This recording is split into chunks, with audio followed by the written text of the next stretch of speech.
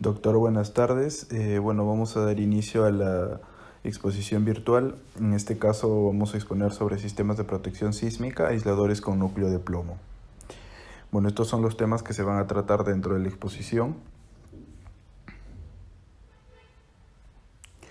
Vamos a iniciar con definiciones y características. En la parte de definiciones tenemos aislación sísmica y aislador. Tenemos entendido que la aislación sísmica son la colección de elementos estructurales para desamparejar una superestructura, o sea, el edificio, de su base, con la única intención de proteger la integridad del edificio. El aislador es una herramienta de alta tecnología que tiene el único fin de proteger la estructura ante efectos destructivos de un sismo. Características como principal, que reduce la vibración y deformación de la estructura. Por un lado, las características de estructura aislada, que vendrían a aumentar el periodo fundamental de la estructura, incrementa el amortiguamiento, reduce las aceleraciones, reduce deformaciones y aumenta desplazamientos de forma uniforme. Por el parte del aislador, que su caucho actúa como resorte, horizontalmente son muy flexibles y verticalmente son muy rígidos. La alta rigidez se consigue reforzando el caucho con placas de acero, el núcleo de plomo proporciona amortiguamiento y se deforma plásticamente respecto al movimiento sísmico. Las partes del aislador, como se ve en la parte derecha, como número 1 vendría a ser la capa de protección de caucho, como número 2 capa de caucho y acero, número 3 núcleo de plomo, número 4 pernos de anclaje. Respecto a la función de los aisladores, tenemos que un edificio convencional, eh, ¿cómo es que se comporta respecto a las ondas sísmicas? La estructura vibra y la deformación produce daño debido a que las aceleraciones no cambian. Y un edificio aislado, los aisladores reducen la aceleración y la vibración y por ende la deformación del edificio. Ahora, en la parte central podemos ver una imagen cómo es que las ondas sísmicas se reparten en un edificio aislado y en un edificio sin aislamiento. Como dato principal tenemos que los aisladores absorben el 90% de la fuerza sísmica y solo el 10% ingresa al edificio. ¿Cómo es que se produce, cómo es que funciona un aislador respecto a la energía sísmica? Se dice que durante el sismo el aislador se deforma de un lado a otro gracias a la gran flexibilidad de las capas de caucho y acero, separando y absorbiendo la energía sísmica de la edificación. Como se puede ver en la parte izquierda, señalado con la flecha roja, la deformación en este caso del aislador. Estos sistemas son aplicados a diferentes tipologías, como principales son los hospitales, escuelas y universidades y puentes. También puede ser edificios residenciales o de oficinas. Como ventajas y desventajas. Ventajas. Adaptación de aislación sísmica a edificios existentes, evita una gran parte de la energía sísmica, reduce el daño de elementos estructurales y no estructurales y contenidos dentro del edificio, disipa la energía durante los terremotos, es una solución efectiva porque hay una amplia gama de tipos de estructuras. Como única desventaja tenemos que, aunque sea de fácil fabricación, los pedidos de estos equipos deberían ser en grandes cantidades para evitar o para ahorrar costos y no generar elevados costos en la construcción. Voy a dar pase a mi compañero. Muy buenas tardes, continuando con la exposición, veremos lo siguiente. Los tipos de aisladores sísmicos. La aislación sísmica consiste en desacoplar la estructura de la subestructura, por lo que se utilizan los dispositivos llamados aisladores que se ubican estratégicamente en partes específicas de la estructura, los cuales en un evento sísmico proveen a la estructura la suficiente flexibilidad para diferenciar la mayor cantidad posible el periodo natural de la estructura con el periodo natural del sismo, evitando de esta manera que se produzca el fenómeno conocido como resonancia, lo cual podría provocar daños severos o el colapso de la estructura misma. A continuación veremos los tipos de aisladores en general. Tenemos lo que viene siendo el aislador con centro de plomo, el aislador sin núcleo de plomo y el deslizador de superficie curva. Entre ellos tenemos en el siguiente punto los aisladores elastoméricos. Tenemos al aislador de goma de alto amortiguamiento, el HDR, el cual son dos estructuras que están los cuales contienen una plataforma de caucho, ¿no? Las cuales están recubiertas por dos planchas de acero, las cuales tienen como característica un mayor amortiguamiento entre el 8 y el 15%, presentan mayor rigidez durante un sismo y tienen una mayor sensibilidad a cambios de temperatura. Otro tipo de aislador es el que tenemos a continuación, el cual es el aislador de goma con núcleo de plomo o LRB, el cual contiene un núcleo de plomo, el cual permite el aumento del amortiguamiento entre un 25 a un 30%, ¿no? Y además de ello tiene la característica que contiene la presencia de un núcleo que aumenta la rigidez en el aislador. Finalmente tenemos el aislador de goma natural de bajo amortiguamiento o LDRB, el cual contiene planchas de acero, capas de caucho y unos pernos de anclaje. Sus características son de que tiene un bajo amortiguamiento entre el 2, entre 2 al 5%. Generalmente se utiliza con disipadores y adherido a ellos son fáciles de fabricar. Como punto siguiente tenemos los aisladores de fricción, entre los cuales tenemos los deslizadores de planos, el PTFE y los péndulos friccionales PFS. En los deslizadores de planos tenemos que estos dispositivos se fabrican de acuerdo a los requerimientos de cada proyecto y tienen como principal característica que tienen una mayor vida útil. En cuanto a los péndulos friccionales, tenemos que como característica que estos deslizadores articulados ubicados sobre una superficie cóncava, ¿no? Las cuales son autocentrales con gran capacidad de amortiguamiento.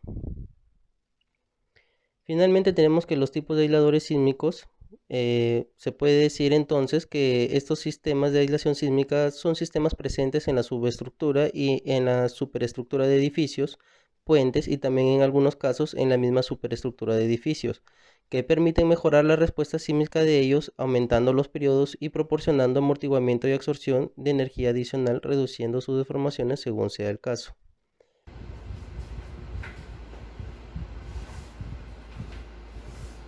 Buenos días, profesor, estimados compañeros. En esta oportunidad me ha tocado exponer correspondiente al curso de Sistemas Avanzados en la Construcción de la segunda unidad de Sistemas de Protección Sísmica sobre el tema de aisladores de núcleo de plomo, específicamente sobre el proceso constructivo.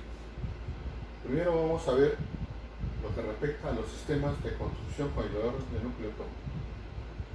Vamos a tener en cuenta las siguientes consideraciones preliminares. El diseño de los aisladores se ha efectuado previamente. Se cuenta con un expediente desarrollado, planos, especificaciones técnicas y memoria de cálculo. Como se puede apreciar aquí, los planos del pedestal y los planos del aislador sísmico.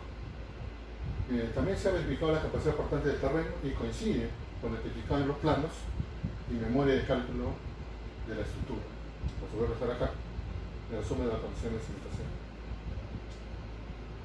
Vamos a describir el sistema. El sistema está compuesto por una subestructura, el aislador sísmico propiamente dicho, y la superestructura. La subestructura está compuesta por una cimentación que puede ser zapatas conectadas o una losa de cimentación. También tenemos el pedestal y el muro. Luego tenemos el aislador sísmico. Luego vamos a pasar a describir la superestructura. La superestructura está compuesta por el capitel, la viga, la losa, las columnas de los pisos superiores, al igual como las vigas, losas de los pisos o los entrepisos superiores. Hay que tener en cuenta que hay que considerar una punta sísmica entre la superestructura y el muro, que puede estar también, como se puede colocar un actuador. La distancia debe ser menor o igual a la altura del semisótano. La altura mínima del semisótano es de 2 metros. Comenzamos con la descripción del proceso constructivo. La subestructura, ¿no? Trazo, niveles y replanteo. Como pueden ver, se está usando un equipo, puede ser una estación total o un equipo topográfico tradicional. Posteriormente se procede a ejecutar el movimiento de tierras, en este caso la excavación masiva para una losa de cimentación. Como como puede apreciarse aquí, ya se ha iniciado la construcción de las zapatas y la losa de simulación de acuerdo al sistema que se está usando. Se puede apreciar en este caso el acero de las zapatas y aquí el acero de la losa de simulación. En este lado se observa el acero de los muros. Aquí ya podemos apreciar el muro culminado, al igual que el acero de los pedestales. Aquí en esta vista podemos ver el pedestal ya con los pernos de anclaje, que están listos para recibir el aislador. En este caso se están haciendo unos pruebas de contacto paráfrico para medir que la base esté completamente nivelada, para posteriormente proceder al montaje correspondiente. Bueno, en este caso ya se está procediendo ya a la instalación del aislador sísmico con los respectivos pernos. Nótese en la parte superior del anclaje que va ahí. Capitel. Aquí se puede apreciar la construcción de un mortero nivelante en la base del aislador por efectos de la nivelación, ¿no? del aislador propiamente dicho, porque a veces los capiteles, los pedestales no se encuentran totalmente nivelados. Aquí se puede apreciar ya la fila de pedestales con los respectivos aisladores instalados. Correspondiente a la superestructura, tenemos las siguientes obras de conector armado. El capitel, en esta parte superior, donde como vimos está anclado el aislador sísmico. Aquí en esta vista podemos ver ya la losa, las vigas y la losa maciza sobre el capitel y sobre los aisladores. En esta otra vista finalmente vamos a ver ya las columnas, vigas y losas de los pisos o entrepisos superiores. Hay que tener en cuenta que las instalaciones hay que instalarlas convenientemente. ¿Qué implica esto? Efectuar pruebas dinámicas para evitar el pensamiento lateral y en su efecto considerar puntas flexibles, tanto para diversas instalaciones, ¿no? Sanitarias, eléctricas o de gas. Bueno, acá podemos apreciar ya el sistema culminado. Como puedo ver, el semisótano con la altura necesaria para que puedan realizarse los trabajos de mantenimiento. Aquí el ingeniero está verificando la altura, ¿no? Se han sufrido daños, ¿no?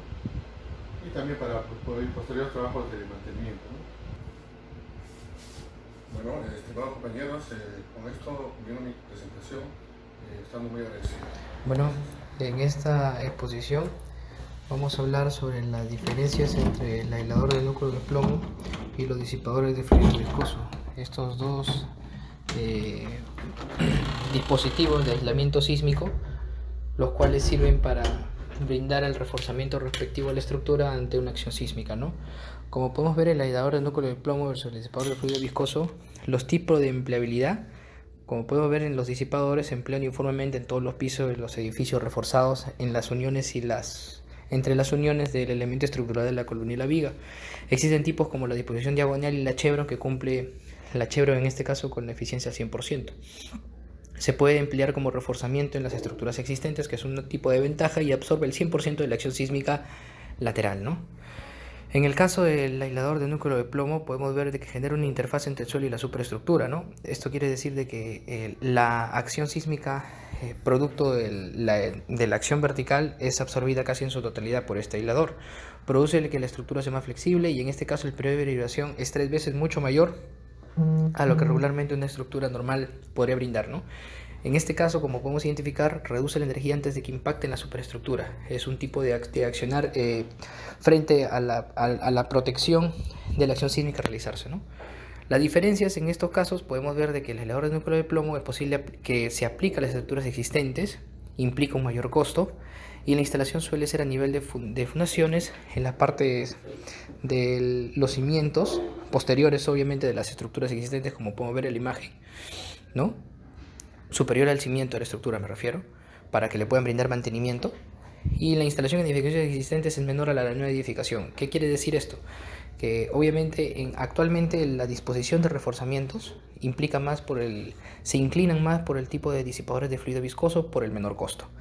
En tanto, nosotros vemos al disipador de fluido viscoso que es posible aplicar a este tipo de estructuras existentes, implica un menor costo, requiere un reforzamiento de estructuras entre las uniones, como ya hemos explicado anteriormente.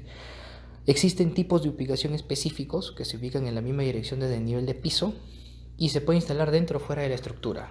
Como también ya esto tiene que tener mucha relación entre la ingeniería y la estructura, obviamente. Las ventajas de la instalación de los aisladores de núcleo de plomo es que a fuerza la absorción de las fuerzas verticales, reduce la rigidez del sistema estructural, reduce también los desplazamientos en un casi 80%, y siempre se tiene que la empleabilidad de uso de este tipo de aislador sísmico, lo que es el aislador de núcleo de plomo, cumple casi en 100% de eficiencia en todos los puntos instalados. Soy Luis Clemente Ramírez Flores, con código 82725 de la Maestría de Gerencia de Construcción, en la exposición de diferencias desde el análisis de núcleo de plomo y disipador de fluido viscoso. Gracias. Continuando con la exposición, hablaremos sobre el punto 7, que es la aplicación de la norma. Este punto lo hemos dividido en norma nacional y normas internacionales. En la norma nacional hemos citado a la norma E030, en la cual dentro del ítem 3.9 nos habla sobre los sistemas de aislamiento y de disipación de energía, en la cual nos indica de que para que se permita la utilización de estos sistemas se debe de cumplir con las disposiciones de la mínima fuerza cortante en la base y de distorsión de entrepiso máximo permisible. Al mismo tiempo nos indica de que este tipo de instalaciones deben estar a cargo de un ingeniero civil. Es en esta norma en la cual se hace mención a la siguiente norma que mencionaremos, que es la primera norma internacional, la norma de cargas mínimas de diseño para edificios y otras estructuras, en la cual nos presenta ciertos puntos. El primer punto nos habla de una categoría de riesgo del edificio y otras estructuras para sismo, el factor de importancia, el coeficiente de modificación de respuesta, los parámetros para la aceleración de respuesta espectral y los parámetros de sitio. Con respecto al primer punto nos presenta una tabla en la cual representan riesgos según las inundaciones, vientos, nieve, terremotos y cargas de hielo, a los cuales se le atribuye un tipo de categoría de riesgo que fluctúa desde la categoría 1 hasta la categoría 4. En la categoría 1 incluyen los graneros o refugios, es decir, estructuras que generalmente están desocupadas y que no representan un riesgo importante. En la categoría 2 están los edificios residenciales, los comerciales e industriales, y en la categoría 3 están todas las estructuras y edificios que representan un riesgo más sustancial. Con respecto al factor de importancia, se le asigna una categoría de riesgo de conformidad con la tabla 3, es decir, de acuerdo a la categoría previamente mencionada, se le asigna unos factores de importancia de nieve, hielo y cargas de terremoto. Al mismo tiempo se tomará como valor de importancia o IE 1.25. Con respecto al coeficiente de modificación de respuesta o factor R, se dice que su valor máximo no debe ser superior a 2 y como mínimo a 1, y se basará en el tipo de sistema resistente a la fuerza sísmica. Dentro de los parámetros para la aceleración de respuesta espectral tenemos dos tipos de coeficientes. El primero sirve para calcular el sismo máximo considerado. Tenemos dos tipos de parámetros, para periodo corto y para periodo igual a un segundo. Dos de estos datos se obtienen tanto de la tabla 4 como de la tabla 5. Con respecto a los parámetros de diseño para la aceleración espectral, también tenemos dos tipos de fórmulas. La primera corresponde a periodo corto y la segunda es la aceleración de sismo de diseño para periodo de un segundo. Tenemos también los parámetros de sitio, en los cuales nos presenta una tabla de la cual depende la clasificación según el sitio, es decir, el tipo de suelo, ya sea piedra dura, piedra, suelo muy denso y roca blanda, suelo rígido o suelo arcilloso suave. Al mismo tiempo hemos citado la Agencia Federal para el Manejo de Emergencias, en la cual nos propone dos métodos, el método estático y el método dinámico. El primer método estático corresponde a un procedimiento de la fuerza lateral equivalente y el método dinámico presenta un análisis espectral y de análisis de tiempo-historia.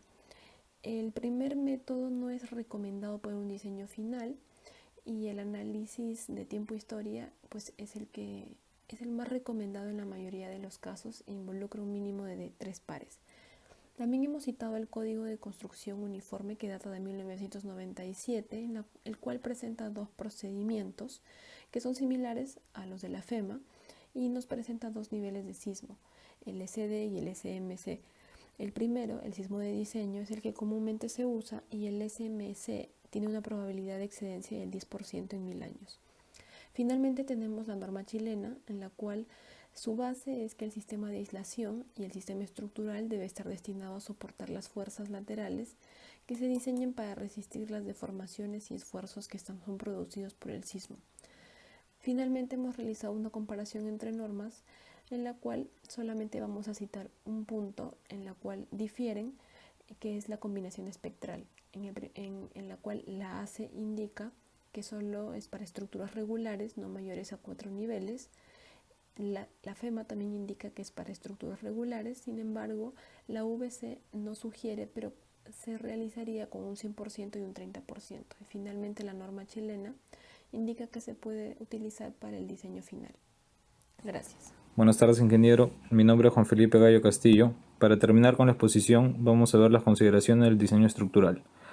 Tenemos que saber que los aisladores sísmicos basan su funcionamiento en la capacidad que tienen de conferir la flexibilidad a la estructura, en la dirección horizontal de acción de las fuerzas sísmicas. Y al incorporar estas características de flexibilidad se consigue una significativa reducción de las fuerzas sísmicas en la estructura. Esto se produce gracias a que tiene la presencia de los aisladores. El comportamiento con aisladores con núcleo de plomo. Incrementa el periodo fundamental de la estructura y de esta manera disminuye la aceleración correspondiente en el espectro del diseño. Y se modifica el modo fundamental de vibración de forma tal que se convierte en un modo de traslación. Podemos ver que al lograrse los objetivos mencionados se desarrolla un mecanismo de aislamiento que impone que la estructura pueda desplazarse de manera importante en su base. Esto trae consecuencias arquitectónicas y de instalaciones, aspectos tales como los requerimientos de flexibilidad de los empotramientos de las tuberías de agua, electricidad y otros servicios, discontinuidades y movimientos de escaleras, rampas y rampas de acceso. Para ver ya netamente el tema del diseño de la estructura, hay que tener en cuenta que los sistemas de aislamiento sísmico dependen de varios factores. Tales pueden ser como el periodo de vibración fundamental de la estructura con base fija, el periodo resultante de la estructura aislada, las características dinámicas del suelo en cada sitio, la forma del espectro de diseño, las relaciones fuerza-deformación con dispositivos de aislamiento sísmico. El objetivo fundamental del diseño es obtener una estructura aislada cuyo periodo fundamental de vibración sea significativamente mayor al periodo de la estructura sin aislamiento y también suficientemente mayor al periodo de predominante del suelo. El diseño estático parte con la estimación de valores de desplazamiento de diseño, como podemos ver en la ecuación. CD es el desplazamiento de la base, el cual depende de la zona sísmica y del tipo de suelo y se obtiene de los espectros de diseño y de las especificaciones de la zona y suelos definidas en las normas. Este desplazamiento base es modificado por el coeficiente de amortiguamiento BD. Para el valor de BD existe una tabla dependiendo del tipo de amortiguamiento efectivo que exista. Luego podemos ver que el desplazamiento es modificado para tomar en cuenta el efecto de la torsión en planta.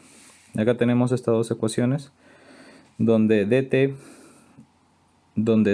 TD es el desplazamiento total del diseño, E es la distancia entre el centro de rigidez y el centro de masas en planta, B y D son las dimensiones de la planta y D es la distancia del punto considerado del eje X.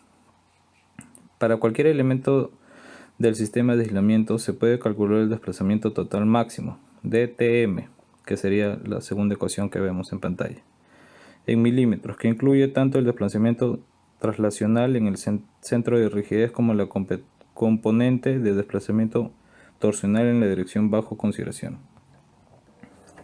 Vamos a ver también que para el diseño estructural se necesita el cálculo de la carga axial.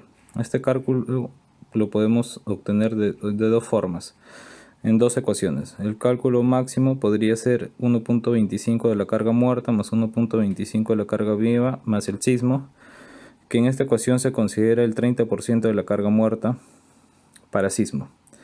O podríamos utilizar la segunda ecuación que vemos, que sería 1.5 de la carga muerta más 1.25 de la carga viva.